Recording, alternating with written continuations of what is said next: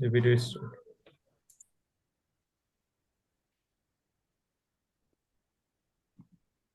আসসালামু আলাইকুম এবং আদাব সবাইকে।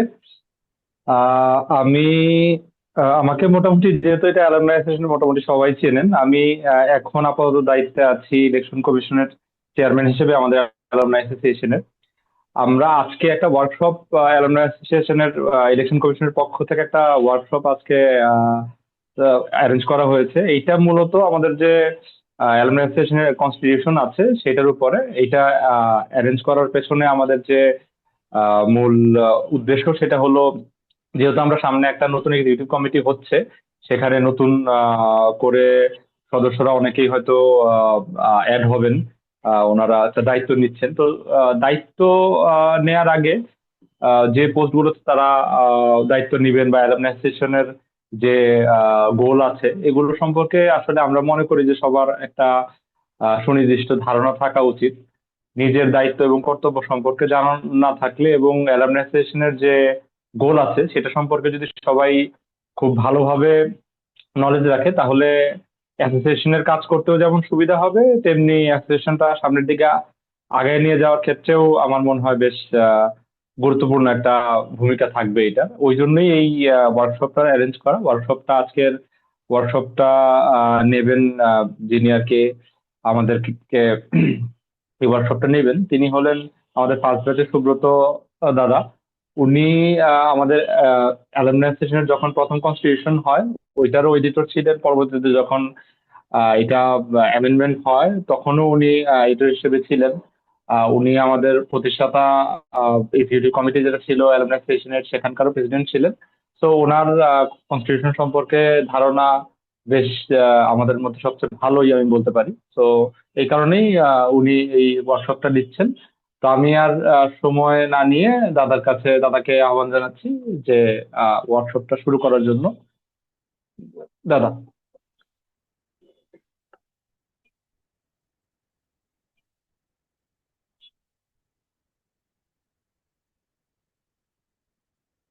শুভদা দাদা, আমি শুনতে পাচ্ছেন আমাকে? হ্যালো, হ্যাঁ, সরি আমার হ্যাঁ, ধন্যবাদ। Mushfiqur Rahman Khan, chairman election commission, textile engineering alumni association. So alumni association এবং আমাদের ইলেকশন কমিশনের পক্ষ থেকে আজকে আমি এই ওয়ার্কশপের যে মূল বিষয়, আমাদের যে constitution textile engineering alumni association, সেটার উপরে কিছু মানে প্রেজেন্টেশন উপস্থাপন করব। তো সবাইকে ধন্যবাদ যারা আজকে উপস্থিত আছে। এবং তোমাদের সাথে আমি করব মানে যে যে পজিশনে আবেদনপত্র জমা দিয়েছে তাদের রোল যখন আসবে আমি তো তাদেরকে আবার জিজ্ঞেস করব। হ্যাঁ, তোমাদেরকে ওই তোমাদের যে ডিউটিস এবং রেসপন্সিবিলিটি এইটা নিজেদেরকে পড়তে হবে। ওকে, সো আচ্ছা, ওকে, সো আমাদের প্রথম কনস্টিটিউশন। আচ্ছা, সবাই দেখা যাচ্ছে তো আমাদের মানে দেখা যাচ্ছে স্ক্রিন স্লাইড? জি, দেখা জি দাদা, যাচ্ছে, আমি দেখা যাচ্ছে। দেখতে পাচ্ছি। আচ্ছা, হ্যাঁ, থ্যাংক ইউ। তো আমাদের প্রথম কনস্টিটিউশন সেটি 2018 সালে আমরা অ্যাপ্রুভ হয় এবং এরপরে আমাদের অ্যালমনাই অ্যাসোসিয়েশন উদ্বোধন হয় এবং পরবর্তীতে কিছু লিমিটেশন ছিল।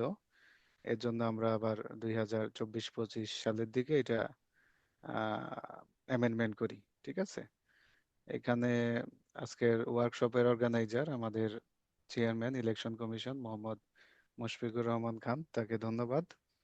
এবং আমি আছি এটার ফ্যাসিলিটেটর হিসেবে, doctor Subrata Chandra Das, life member এবং অ্যালামনাই অ্যাসোসিয়েশনের সাথে জড়িত প্রথম থেকেই, কনভেনার ছিলাম ফাউন্ডিং কনভেনিং কমিটি 2018 সালে। এরপর প্রথম এক্সিকিউটিভ কমিটিতে ছিলাম প্রেসিডেন্ট হিসেবে। এরপরে আমি ইমার্জেন্সি কমিটিতে কনভেনার হিসেবে ছিলাম 2024-25। So আমাদের নতুন যে অ্যামেন্ডেড কনস্টিটিউশন সেখানে প্রায় 22টি আর্টিকেল আছে। এগুলা নিয়ে একটু আলোচনা করব যত সংক্ষেপে করা যায়। তো সবাইকে একটু ধৈর্য ধরার জন্য অনুরোধ করব। তো আমাদের নেম, আর্টিকেল 1 হচ্ছে name of the association textile engineering alumni association, MBSTU. It is a benevolent organization of the former student of the Department of Textile Engineering, Maulana Bashani Science and Technology University, Santosh, Tangail, Bangladesh. Article 2, Official Office and Seal. The head office of the association shall be established at a suitable location in Bangladesh as determined by the Executive Committee in consultation with other relevant committees. If required, branch offices may also be set up in various locations across the country. এরপর আমাদের একটা সিলও থাকবে TA shall function as a perpetual organization with an official seal. Number 3, area and year of the operation. আমাদের মানে ইয়ার হবে 1 জানুয়ারি থেকে 31 December প্রতি বছর। এরপরে আমাদের কিছু মোটো, ভিশন এবং মিশন আছে। মোটো হচ্ছে টেক্সটাইলস ফর আওয়ার নিডস, এবং ভিশন, এই ভিশনটা একটু করা হয়েছে, রিভাইজ করা হয়েছে 2025 সালে। যেমন our vision is to establish the TEAMBS2 as a prestigious and interconnected community that fosters lifelong engagement, promotes professional excellence, and drives meaningful contributions to its stakeholders, alumni, the Textile Engineering Department, and the university. The association has strategically outlined a phased vision, such as Vision 2030 short term, Vision 2040 mid term, and Vision 2050, that is long term, with a primary focus on expanding the live membership base and strengthening the membership registration fund.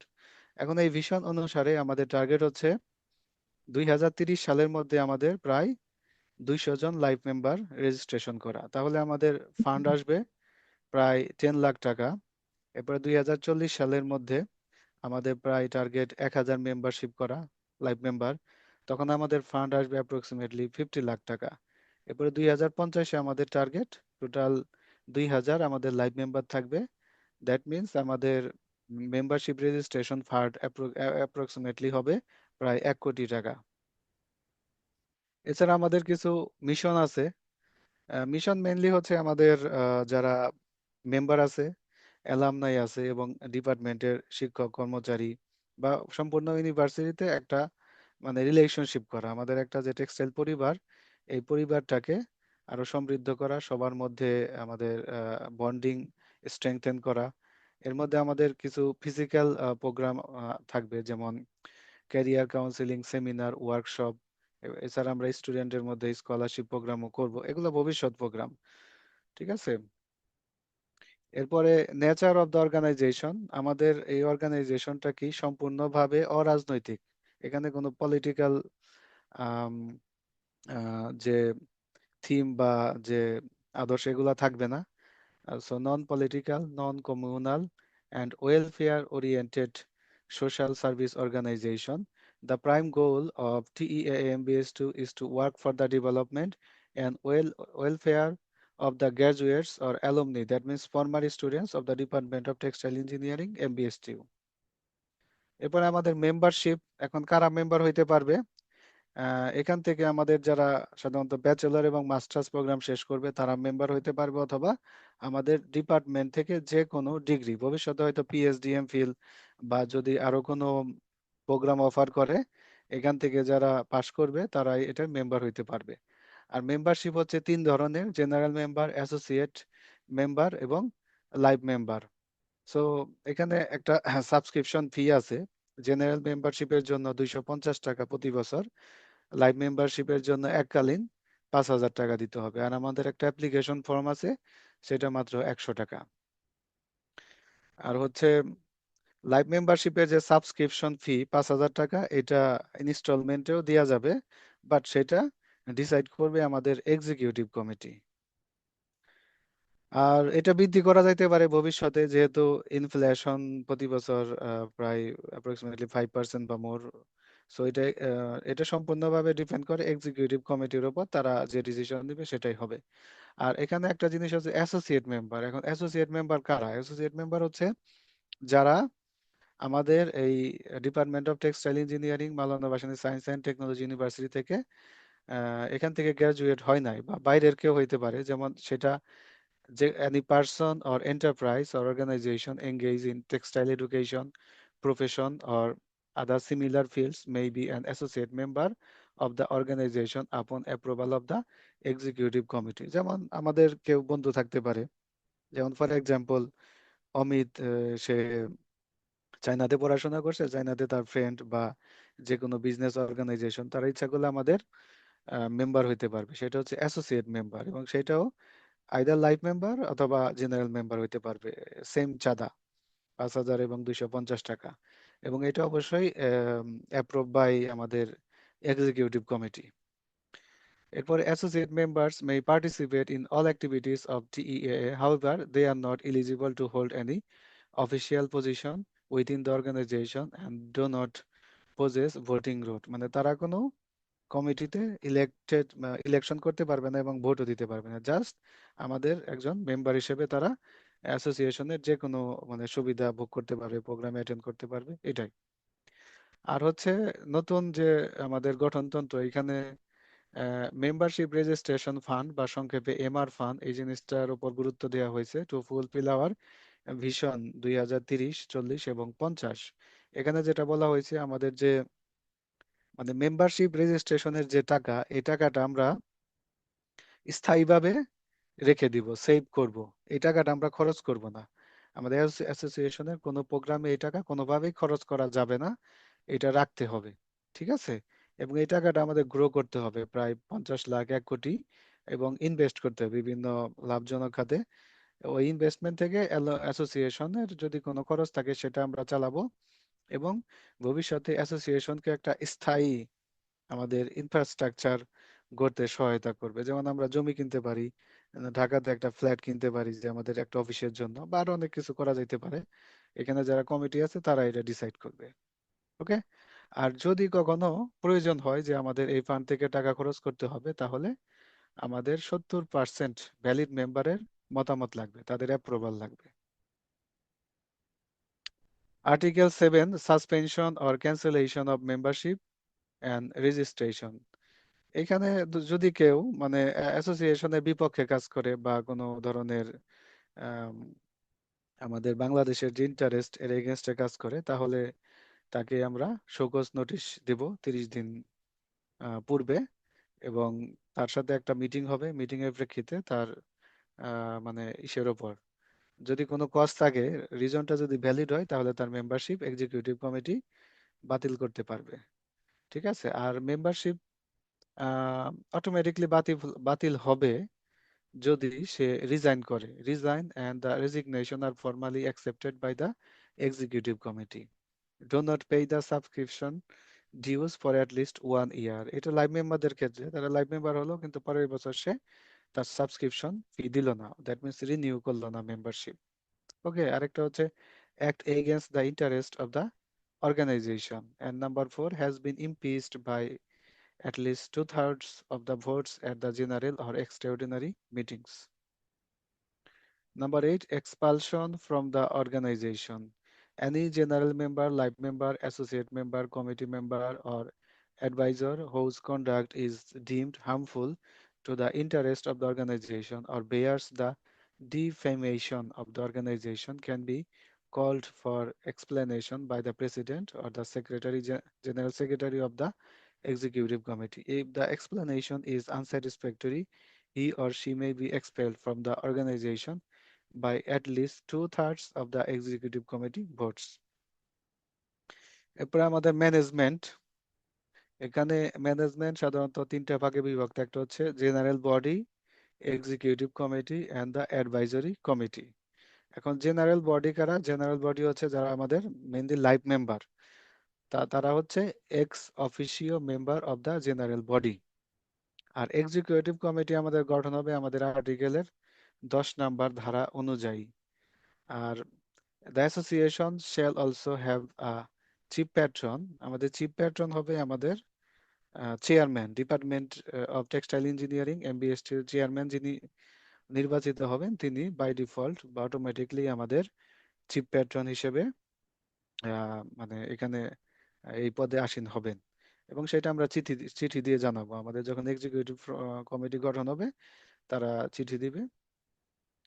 আর হচ্ছে in addition there may be other functional or operational committee such as welfare fund committee, digital and cyber committee, investment committee, এবং আরো বিভিন্ন committee গঠন করা যেতে পারে ভবিষ্যতে আমাদের সংগঠনের স্বার্থে এবং এর যে ফাংশন এটা মানে ঠিকমতো আহ, কি বলে এক্সিকিউট করার লক্ষ্যে।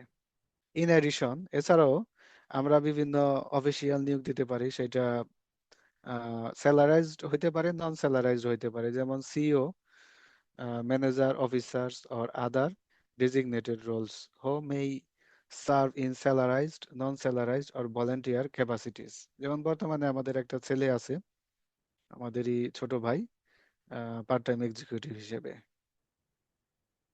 এখন এক্সিকিউটিভ কমিটিতে প্রায় 12টি পোস্ট আছে এবং কিছু এক্সিকিউটিভ মেম্বার আছে। এখানে president, senior vice president, vice president, general secretary, treasurer, assistant treasurer, organising secretary, assistant organising secretary, fund raising secretary, international affairs secretary, women affairs secretary, office secretary এবং executive members. এই executive মেম্বারটা এটা হচ্ছে election commission decide করবে যে কতজন হতে পারবে।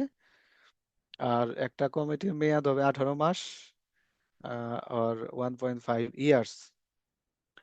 এখানে যেটা হচ্ছে কোন অফিস বেয়ারার মানে এই কমিটিতে যারা থাকবে কেউ কোনো স্যালারি বা অনারিয়াম নিতে পারবে না, এটা সম্পূর্ণ ভলেন্টিয়ার ওয়ার্ক। আর to achieve vision 2030, 2040, 2050 and exclusive performance based retention system will be implemented for executive committees applicable up to 3 consecutive cycles। মানে এখানে আমরা আহ, সংগঠনের স্বার্থে এবং আমাদের যে ভিশন 2030 থেকে 50 এগুলা ফুলফিলের জন্য আমরা কিছু পারফরমেন্স বেস রিটেনশন প্রোগ্রাম চালু করেছি আমাদের এই 2025-এর যে কনস্টিটিউশন সেখানে, যেন আমাদের যে মেম্বারশিপটা গ্রো হয় বেশি, ঠিক আছে, এবং ফিনান্সিয়ালি আমাদের সংগঠন অনেক স্ট্রং হয়। এই জন্য এক্সিকিউটিভ কমিটিকে কিছু টার্গেট দেওয়া হয়েছে। এই টার্গেট যদি ফুলফিল করতে পারে তাহলে তারা একটা না 3টা সাইকেল পর্যন্ত তাদের এই ডিউরেশন এক্সটেনশন হবে। দ্যাট মিন্স এখানে হচ্ছে 1.5 ইয়ার ইন্টু 3, তাহলে কত, 3 4 4.5 বছর।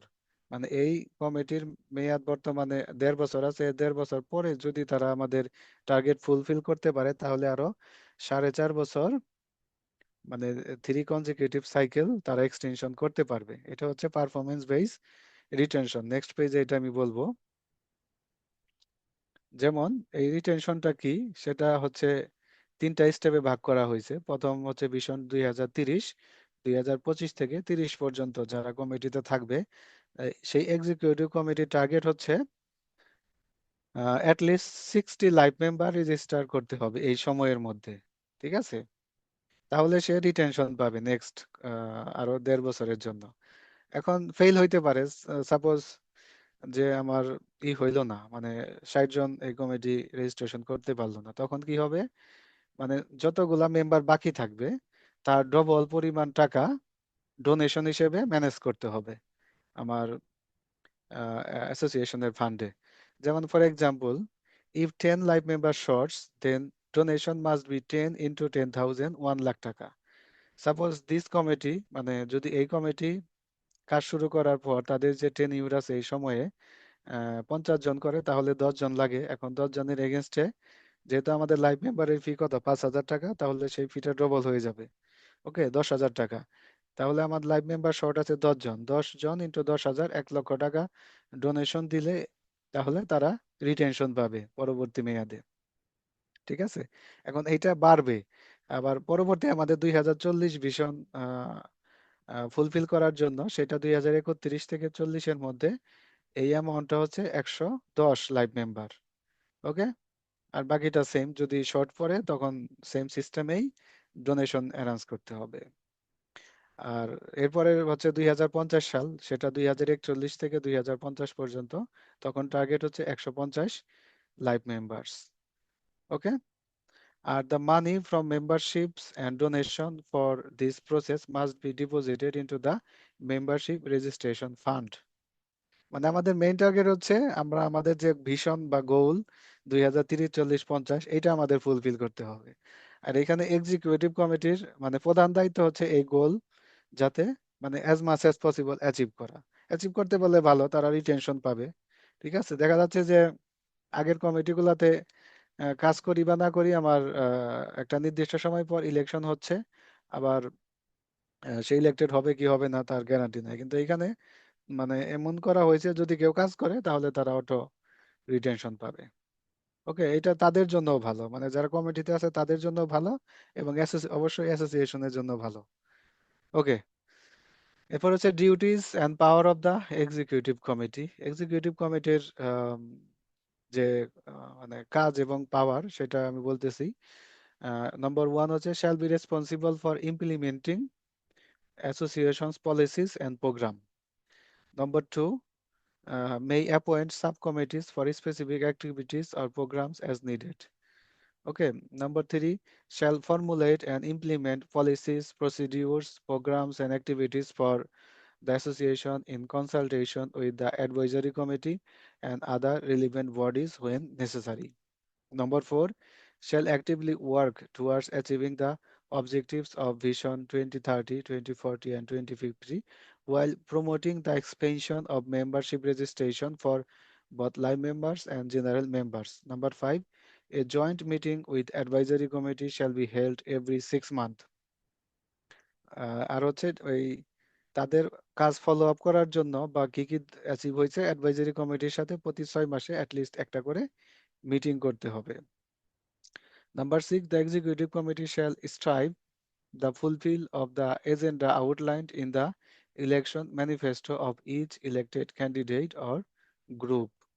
যেমন এই কমিটির একটা থাকবে, ইলেকশনের যে এজেন্ডা থাকবে বা ম্যানিফেস্টো, আমরা কি কি করব আগামী 1.5 বছর, এটা তারা পাবলিশ করবে এবং সেই অনুযায়ী অ্যাডভাইজারি কমিশন কমিটি তাদের ফলো আপ করবে যে কি কি হইলো, কি সমস্যা, এবং এগুলা সলভ করার জন্য কাজ করবে। আর এখানে আরো কিছু জিনিস দেয়া হয়েছে, সেটা হচ্ছে ফাইন, যাতে আমার এক্সিকিউটিভ কমিটি হচ্ছে ভালোভাবে চলে, তাই না? এই জন্য যে কেউ যদি একটা মিটিং না থাকে তাহলে 100 টাকা ফাইন, এবং দুইটা মিটিং এ না থাকলে পরপর দুইটা মিটিং এ না থাকলে 500 টাকা ফাইন, এবং একটা না তিনটা মিটিং এ না থাকলে তাহলে তার কমিটির যে পদ সেটা অটোমেটিকলি বাতিল হয়ে যাবে। ঠিক আছে, এরপরে article 12, eligibility and duties of the office bearer. তো প্রথমে প্রেসিডেন্টের কিছু ডিউটিস আছে, এটা আমি অমিত সরকারকে বলবো সে এই বিষয়টা একটু আমাদের সামনে উপস্থাপন করার জন্য। এটা সে পড়বে। অমিত সরকার,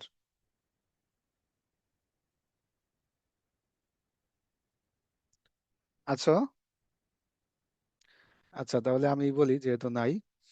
সো প্রেসিডেন্ট হইতে গেলে তার মিনিমাম লাইফ মেম্বারশিপের মেয়াদ 5 বছর হইতে হবে। ঠিক আছে, আর একজন ক্যান্ডিডেট একটা সর্বোচ্চ 3 টার্ম প্রেসিডেন্ট হইতে পারবে। ঠিক আছে, উম, এটা আবার সেই সাইকেলে কিন্তু 1 টার্ম ধরা হবে, যখন ওই সাইকেল হবে মানে রিটেনশন পাবে ওইটাকে, যদি কেউ 3 টার্মও পায় পুরাটাই 1 টার্ম হিসেবে হবে। ওকে, আর with no more than 2 terms sub consecutively, কেউ প্রেসিডেন্ট পদে 2 টার্ম, ম্যাক্সিমাম 2 টার্ম হইতে পারবে, মানে একটা না। ধরলাম এই কমিটিতে এক্স মিস্টার এক্স হইলো, পরের কমিটিতে হবে, এরপরে তাকে একটা গ্যাপ দিতে হবে যদি সে তৃতীয় টার্মের জন্য ইলেকশন করতে চায়। আর duties and responsibilities কি?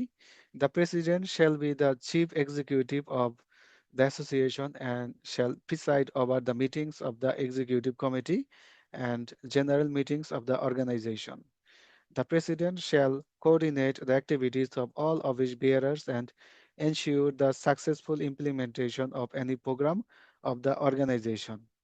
If necessary, the President may delegate the responsibility of conducting a meeting to a Vice President.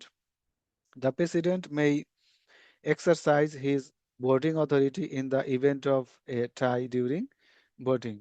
And Vice President পদে যারা আছো তারা একটু করতে পারো, এটা যদি তোমাদের মানে পড়তে পারো ভালো হয়।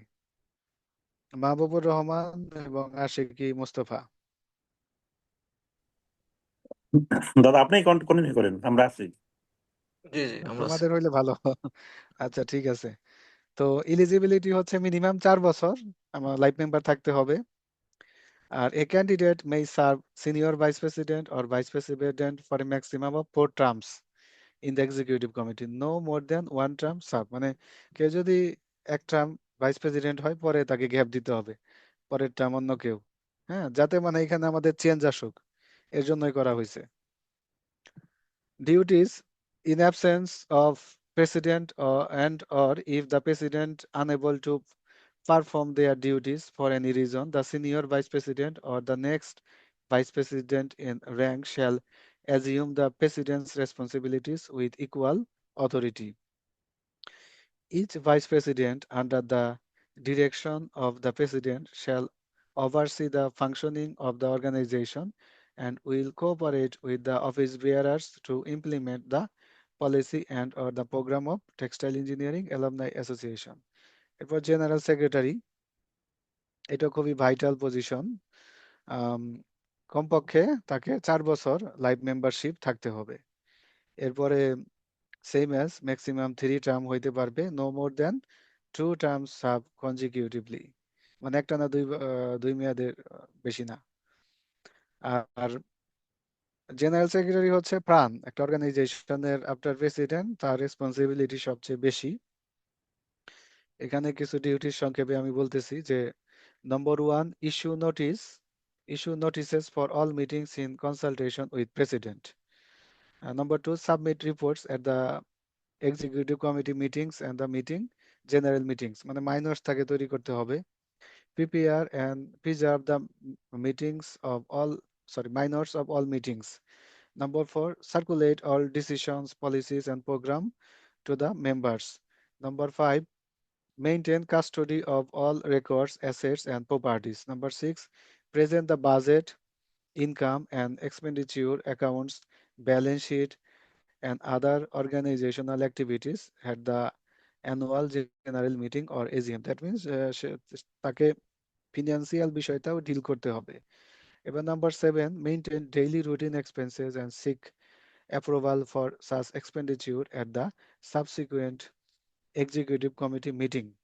Number 8, appoint and retrains any employee subject to prior approval from the executive committee and supervise the work of other secretaries with special charges, মানে এরপরে যত সেক্রেটারি আছে তাদেরকেও সে কমিউনিকেট করে, মানে একটা হার্ট। জেনারেল সেক্রেটারি হচ্ছে আমাদের অ্যাসোসিয়েশনের হার্ট।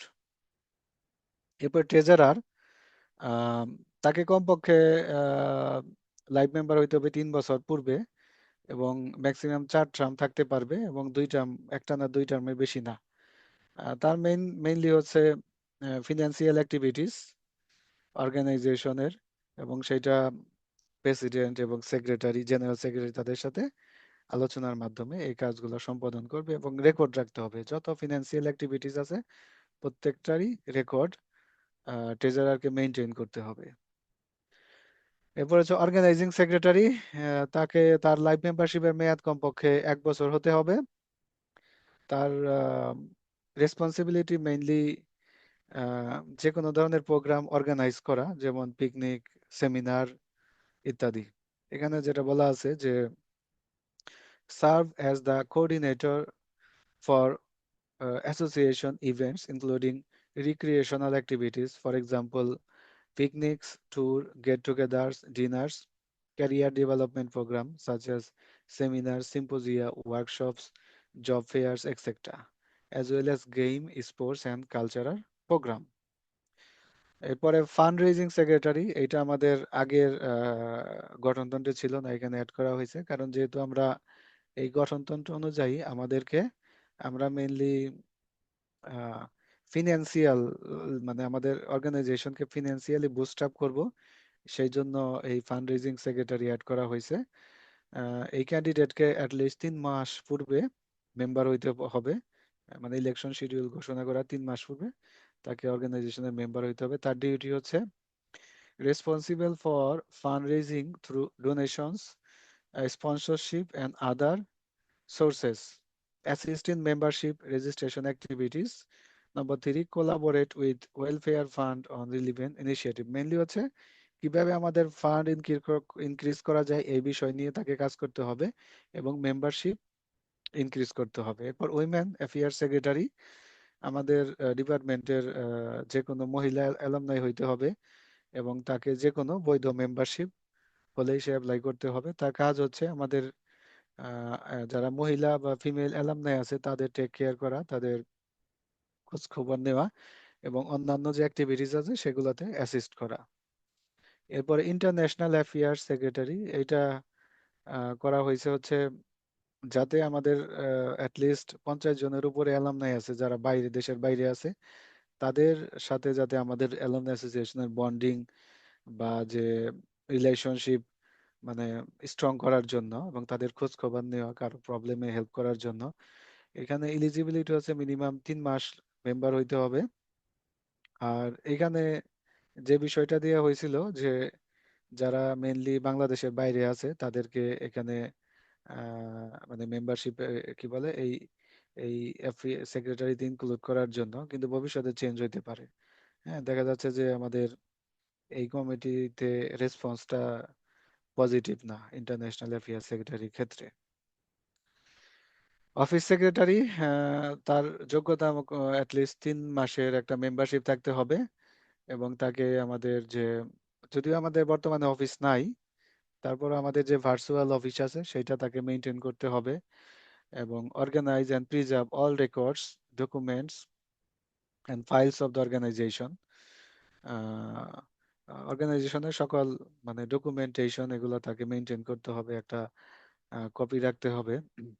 এজন্য তাকে কি করতে হবে, আমাদের ডিজিটাল এবং সাইবার যে কমিটি এবং অন্যান্য সাব কমিটির সাথে কাজ করতে হবে। এছাড়াও assist the general secretary and others in arranging meetings, meeting অর্গানাইজেশনও তাকে হেল্প করতে হবে।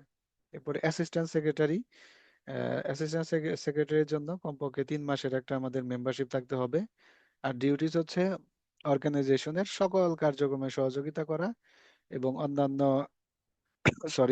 সেক্রেটারিকে সহযোগিতা করা। আর এক্সিকিউটিভ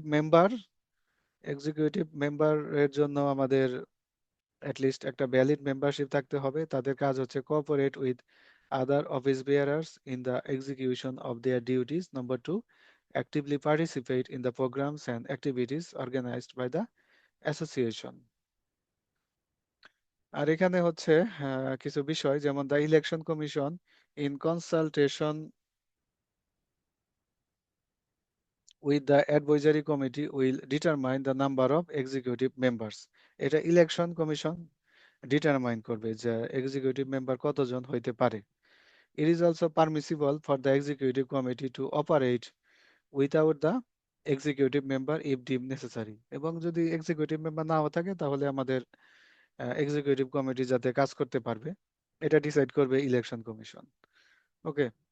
এবং এখানে আরেকটা জিনিস বলা হয়েছে যে আরো যত কমিটি সাব কমিটি আছে এগুলাতে যে সকল ব্যাচ থেকে কোনো মেম্বার নাই, ওই সকল ব্যাচ থেকেই আমরা উৎসাহিত করব যাতে আমাদের এক্সিকিউটিভ মেম্বার হিসেবে থাকে। আর্টিকেল 13, অ্যাডভাইজারি কমিটি, এটা নতুন অ্যাড করা হয়েছে, আগে ছিল না, আগে শুধু অ্যাডভাইজার ছিল, কিন্তু আমাদের প্রিভিয়াস যে কমিটিগুলা কোনো অ্যাডভাইজারকে নিয়োগ দেওয়া হয় না, এই জন্য এটা করা হয়েছে মেনলি আমাদের এক্সিকিউটিভ কমিটিকে হেল্প করার জন্য এবং তাদের যে কার্যক্রম সেটা মনিটর করার জন্য। এখানে যোগ্যতা হচ্ছে কমপক্ষে 5 বছর লাইফ মেম্বার হতে হবে এই কমিটিতে আসার জন্য এবং এর স্ট্রাকচার হচ্ছে 3 থেকে 5 জন এবং তাদের মেয়াদ 2 বছর। Members of the committee shall be elected through an election or voting process conducted by election commission. এখানে একজন চেয়ারম্যান থাকবে এবং যদি মিনিমাম 1 বা 2 জন মেম্বার হয় তাহলে মেম্বার হিসেবে থাকবে, আর মেম্বার যদি মোর দেন 4 হয় তাহলে একজন সেক্রেটারি নিয়োগ হবে। এখন তাদের কাজটা কি,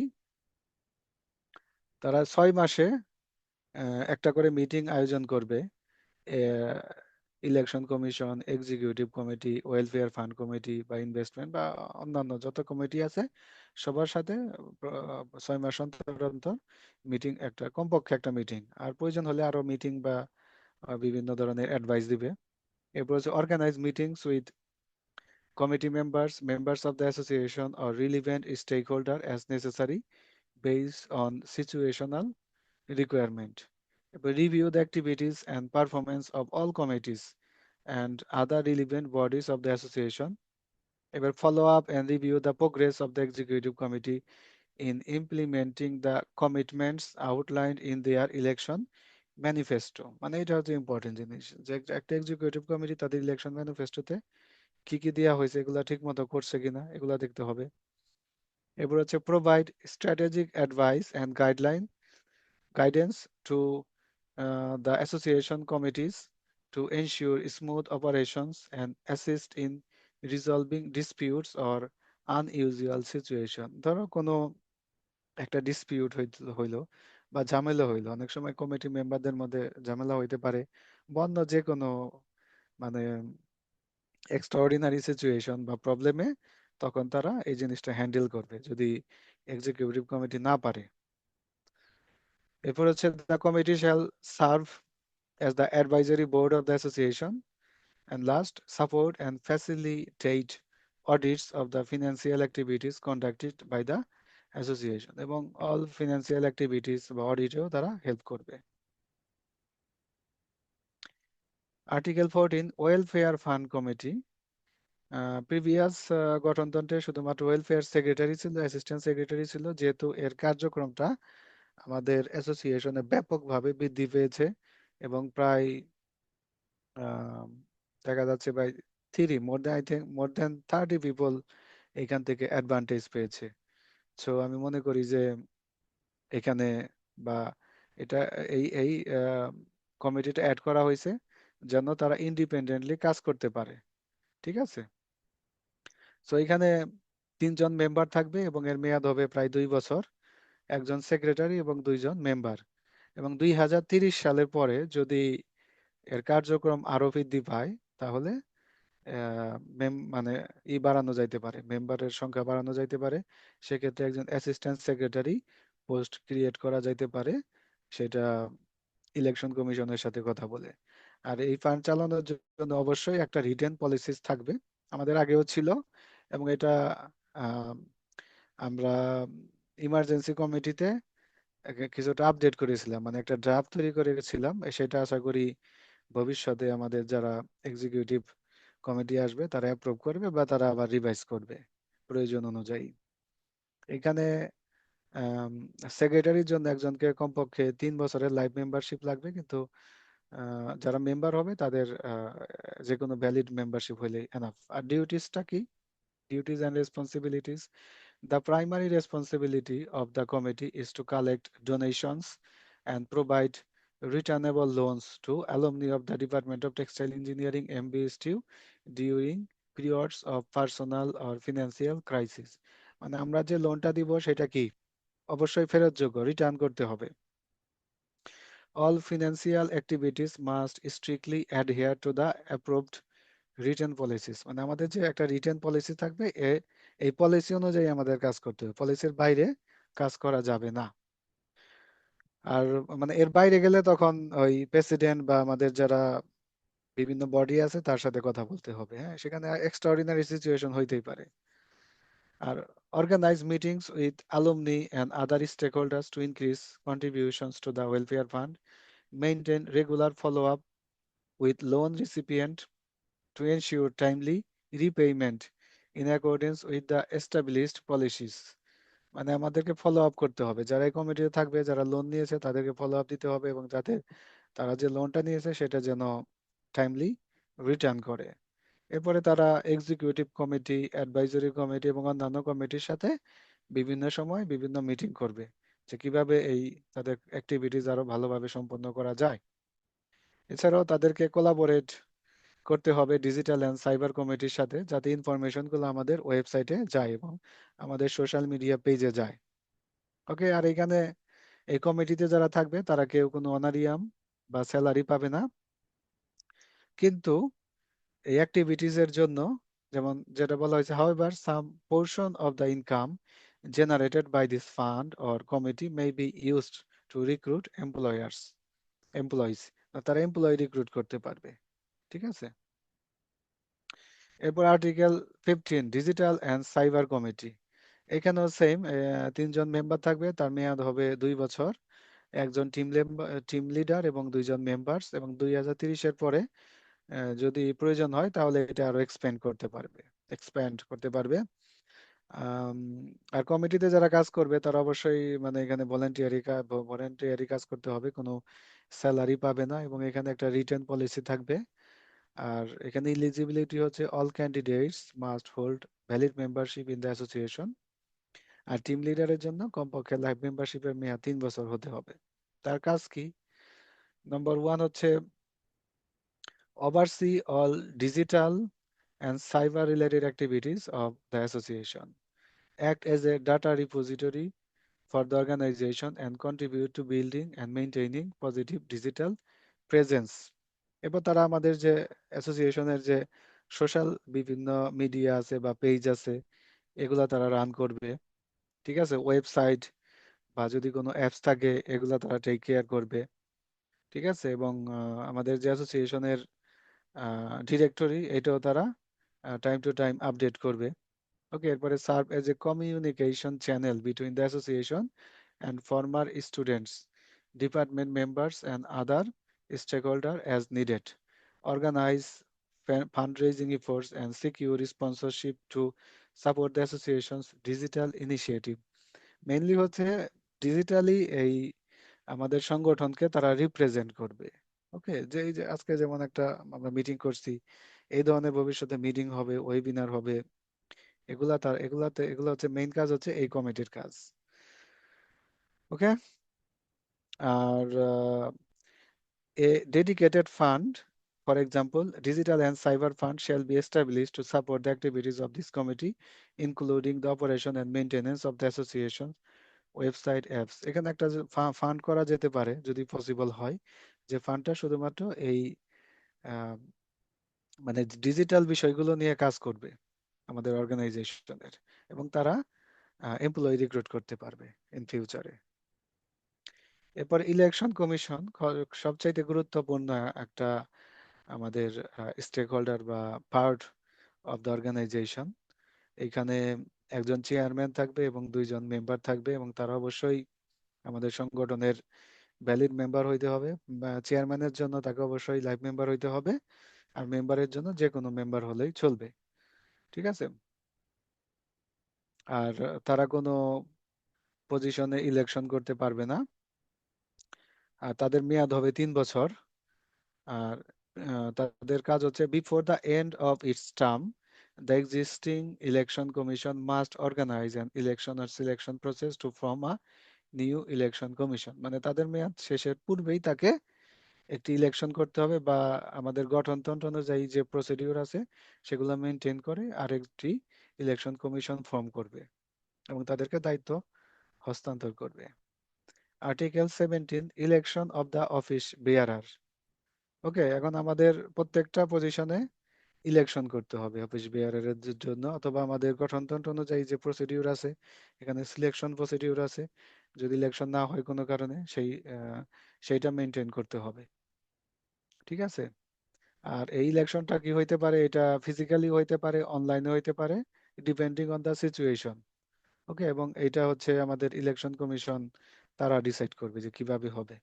আর ইলেকশন কমিশন মানে কোন একটা কমিটির মেয়াদ শেষের মানে অনেক পূর্বে, লিস্ট এই গঠনতন্ত্র অনুযায়ী 6 থেকে 8 মাস পূর্বে ইলেকশন প্রসিডিউর শুরু করবে সেই কমিটি গঠন করার জন্য। আর মেয়াদ শেষ হওয়ার পূর্বে, যেমন ফর এক্সাম্পল আমাদের যে এক্সিকিউটিভ কমিটি আছে এটা গঠিত হবে, তাদের মেয়াদ হয়তো 1.5 বছর পরে শেষ হবে। হ্যাঁ, আহ, ঠিক মেয়াদ শেষের 6 থেকে 8 মাস পূর্বে নতুন কমিটির গঠনের কার্যক্রম শুরু করতে হবে, এবং হ্যান্ড ওভার করবে সর্বশেষ মাসে, লাস্ট মান্থে, নট মানে তাদের মেয়াদ অতিক্রম হওয়ার পরে না, পূর্বেই করতে হবে। ঠিক আছে। এখানে আরো কিছু আছে, তবে আমাদের ইলেকশন কমিশনকে এখানে তাদের ফুল অথরিটি দেওয়া হয়েছে। সংগঠনের স্বার্থে তারা যে কোনো ডিসিশন নিতে পারবে। আর প্রয়োজন হইলে ভবিষ্যতে অ্যাডভাইজরি কমিটি থাকবে, তাদের সাথেও তারা যোগাযোগ করবে। আর নম্বর 17 হচ্ছে ইলেকশন অফ দ্য অফিস বেয়ারার। এখন অফিস বেয়ারারদের ইলেকশনের জন্য এখানে একটা জিনিস দেওয়া হয়েছে যে কম্পালসারি ওয়ার্কশপ। এখানে বাধ্যতামূলক একটা ওয়ার্কশপের ব্যবস্থা করা হয়েছে। এই ওয়ার্কশপে আজকে তোমরা আসছো কারণ কি, ধরো তোমরা হচ্ছে এখানকার লিডার, এখানে যারা আছো president, secretary, vice president, treasurer, তারা হচ্ছে আমাদের এই সংগঠনকে লিড করবে, ফিউচার লিডার। এখন আমাদের সংগঠনে কি আছে, আমাদের গঠনতন্ত্রে কি আছে, এইটাই যদি না জানে তাহলে তারা কিভাবে চালাবে, তাই না? এই জন্য এই গঠনতন্ত্র সম্পর্কে তাদেরকে একটা স্পষ্ট ধারণা দেওয়ার জন্যই এই ওয়ার্কশপটা বাধ্যতামূলক করা হয়েছে। হ্যাঁ, এবং এই ওয়ার্কশপ করলে একটা সার্টিফিকেট পাবে, এই সার্টিফিকেট জমা দিতে হবে। যারা এই ওয়ার্কশপ করবে, সার্টিফিকেট জমা দিবে, তারাই এলিজিবল হবে এই এক্সিকিউটিভ বা যে কোনো কমিটির জন্য। আর এখানে যে ফি দেওয়া হয়েছে এই ওয়ার্কশপে যারা আজকে অ্যাটেন্ড করছে, তারা 50% ফি তাদেরকে রিফান্ড করা হবে। ওকে। আরেকটা হচ্ছে সিলেকশন। এখন ইন কেস যদি কখনো আমাদের এমন হয় যে ইলেকশন কমিটিও গঠন করা যাচ্ছে না, মানে হইতেই পারে যে কোনো ইমার্জেন্সি, যেমন আমাদের দ্বিতীয় এক্সিকিউটিভ কমিটি মেয়াদ শেষে তখন কোনো কিছুই করা হয় নাই। একটা মানে এক্সট্রাঅর্ডিনারি বা ইমার্জেন্সি একটা কেস ছিল, এরপরে আমরা 6 মাস বা 7 মাস পরে ইমার্জেন্সি কমিটি গঠন করি, তারা 1 বছর পরে দায়িত্ব নেয়। এখন এই ধরনের যাতে সিচুয়েশন ভবিষ্যতে না হয়, এজন্যই আমাদের এই ইলেকশন কমিশনের যে কন্টিনিউশন বা ইলেকশনটা, এটা মানে যাতে কন্টিনিউয়াসলি চলতেই থাকবে। আর আরো যদি কোনো ভবিষ্যতে কোনো এক্সট্রাঅর্ডিনারি সিচুয়েশন হয়, তখন পার্লামেন্টারি বোর্ড গঠনের একটা বিধান রাখা হয়েছে। এটা ইলেকশন কমিশন এবং অ্যাডভাইজরি কমিটি মিলে তারা একটা বোর্ড গঠন করবে। সেই বোর্ড গঠনতন্ত্র অনুযায়ী আমাদের এই এক্সিকিউটিভ কমিটি গঠন করবে। ঠিক আছে। আর হ্যাঁ, in extraordinary or unprecedented situations, decisions or committee formation may be made with the approval or agreement of the valid members of the association. যদি কোনো মানে অভূতপূর্ব বা আনপ্রেসিডেন্টেড বা এক্সট্রাঅর্ডিনারি সিচুয়েশন হয় বা ইমার্জেন্সি সিচুয়েশন হয়, তখন আমাদের যারা মেম্বার আছে অ্যাসোসিয়েশনের, তাদের অ্যাপ্রুভাল নিয়ে আমরা যে কোনো কিছু করতে পারি, এবং সেটা করা হয়েছে আমাদের ইমার্জেন্সি কমিটি গঠনের ক্ষেত্রে। সেটা আমাদের যারা মেম্বার আছে তাদের মতামত নিয়ে, অ্যাপ্রুভাল নিয়েই করা হয়েছে। আর প্রথম এক্সিকিউটিভ কমিটির ক্ষেত্রে সেটা যে কনভেনিং কমিটি ছিল এবং ডিপার্টমেন্টের চেয়ারম্যান, তাদের অ্যাপ্রুভাল নিয়েই করা হয়েছে, সেই বিধানটাও এখানে রাখা হয়েছে। এরপরে ইলেকশন কমিশন ফান্ড। ইলেকশন করার জন্য নমিনেশন ফি বাবদ একটা ফি ধরা হয়েছে। এই ফি গুলা ইলেকশন কমিশন ফান্ড নামে একটা ফান্ডে রাখা হবে। ঠিক আছে। এবং ইলেকশনের কাজে খরচ করা হবে। আমাদের যদি কোনো এমপ্লয়ি নিয়োগ করা লাগে, তারা নিয়োগ করবে। আর এখানে ইলেকশন কমিশনে যারা কাজ করবে, তাদের অবদানের জন্য তাদেরকে আমরা রিওয়ার্ড করব। ঠিক আছে। আমাদের বিভিন্ন প্রোগ্রামে তাদেরকে দেখা গেল একটা ক্রেস্ট প্রদান করা হলো বা যে কোনো সম্মাননা আমরা প্রদান করব তাদের এই সিগনিফিক্যান্ট রোলের কারণে, কারণ ইলেকশন কমিশন না হলে তো কোনো কমিটি করা সম্ভব না, এজন্য। আর আমাদের মিটিং, বিভিন্ন ধরনের মিটিং এর বিধান রাখা হয়েছে আমাদের গঠনতন্ত্রে। যেমন রেগুলার মিটিং, এটা প্রতি 3 মাস পর পর একটি করে মিটিং করতে হবে। এরপরে স্পেশাল মিটিং, সেটা 24 ঘন্টার নোটিশে আমাদের যে প্রেসিডেন্ট, উনি এটা কল করতে পারে। আর কিছু আছে এক্সট্রাঅর্ডিনারি জেনারেল মিটিং, ইজিএম, সেটাও কি করতে পারে। and EGM may be convened either upon the president's initiative or at the request of a significant number of members of the general body. The general secretary will arrange the meeting with a pre-specified agenda. All provisions applicable to the AGM and our annual general meeting will also apply to the extraordinary general meeting. এছাড়াও special purpose meeting আছে, সেটা যদি আমাদের 10 জন এর অধিক live member email করে বা কোনো রিটেন রিকোয়েস্ট করে প্রেসিডেন্ট বা সেক্রেটারি বরাবর, তাহলেও আমরা স্পেশাল পারপাস মিটিং করতে পারি। যেমন আমাদের একটা মিটিং হয়েছিল ওই বন্যার্তদের সহযোগিতা করার জন্য। এই ধরনের সিচুয়েশন ভবিষ্যতে আসতে পারে। এরপর কোরাম, মিনিমাম 50% মেম্বার থাকতে হবে আমাদের এক্সিকিউটিভ কমিটিতে। তারা উপস্থিত থাকলে সেটা কোরাম হবে। আর এজিএম এর জন্য বা ইজিএম এর জন্য 25% আমাদের life member, that means member of the general body, তাদের উপস্থিতি লাগবে। আর meetings of the advisory committee shall arrange a meeting every 6 months to review and assess the performance and accountability of the executive committee, election commission, welfare fund committee, digital and cyber committee, or any other committees. These committees will present their activities and progress to the advisory committee, which will provide advice and constructive criticism to support improvement and effective functioning. That means যত committee আছে তারা প্রতি 6 মাসে একটি করে মানে meeting করবে advisory কমিটির সাথে। তারা তাদের অ্যাক্টিভিটিস প্রেজেন্ট করবে বা একটা প্রেজেন্টেশন দিতে পারে যে আমরা এই করলাম, বা এই আমাদের পজিটিভ সাইড, এই আমরা এই বিষয়গুলো আমরা ফেস করতেছি যেটা আমাদের জন্য নেগেটিভ। ঠিক আছে? তখন অ্যাডভাইজারি কমিটি অ্যাডভাইস দিবে বা তাদেরকে ক্রিটিসিজমও করতে পারে যে এটা করা ঠিক হয় না, এইভাবে করতে হবে। এই okay, article 19, formation and receipt of fund.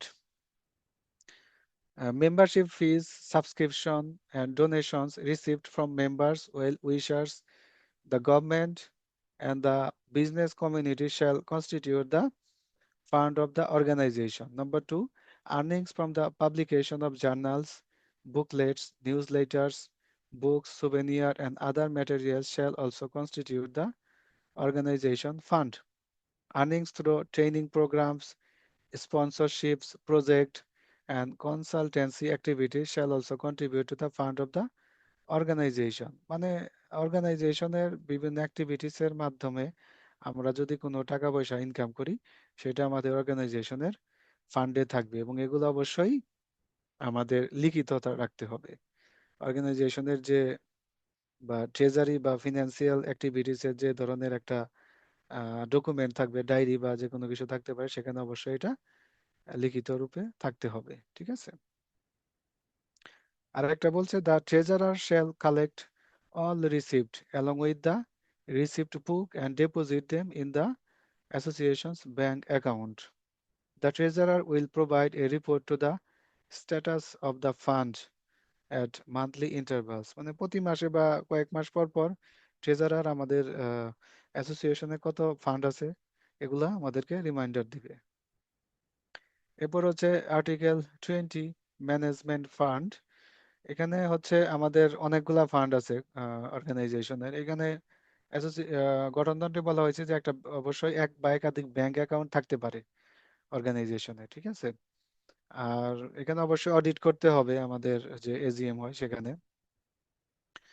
আর হচ্ছে যেমন একটা আগেই বলেছি যে মেম্বারশিপ রেজিস্ট্রেশন ফান্ড থাকবে, সেটা খরচ করা যাবে না। আর এটা আপ টু আমাদের টার্গেট হচ্ছে প্রায় 1 কোটি টাকা পর্যন্ত নিয়ে যাওয়া। ঠিক আছে? আর any surplus beyond MR fund may be utilized for the association activities or purposes.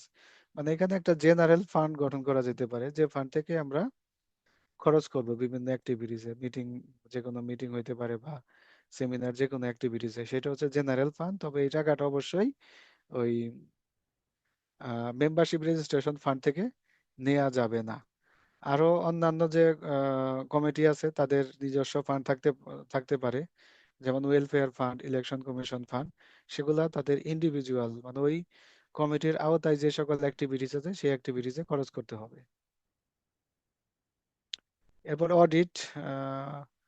Audit সেটা 3 থেকে 5 জনের একটা কমিটি করা যাইতে পারে। ঠিক আছে? ইনক্লুডিং এবং একজন এক্সটার্নাল এক্সপার্ট যিনি অডিট করে থাকে, যেমন বিভিন্ন অডিট ফার্মের লোক হইতে পারে বা আমাদের ইউনিভার্সিটি থেকেও কাউকে নিয়ে যাইতে পারে বা ডিপার্টমেন্টের টিচারও নিয়ে যাইতে পারে একজন। ঠিক আছে? যাতে অডিটটা নিরপেক্ষ থাকে। আর অ্যামেন্ডমেন্ট হচ্ছে যদি কখনো আমাদের প্রয়োজন মনে হয় যে আমাদের যে নিয়ম কানুন আছে এটা হচ্ছে পরিবর্তন করতে হবে, সেটারও বিধান আছে।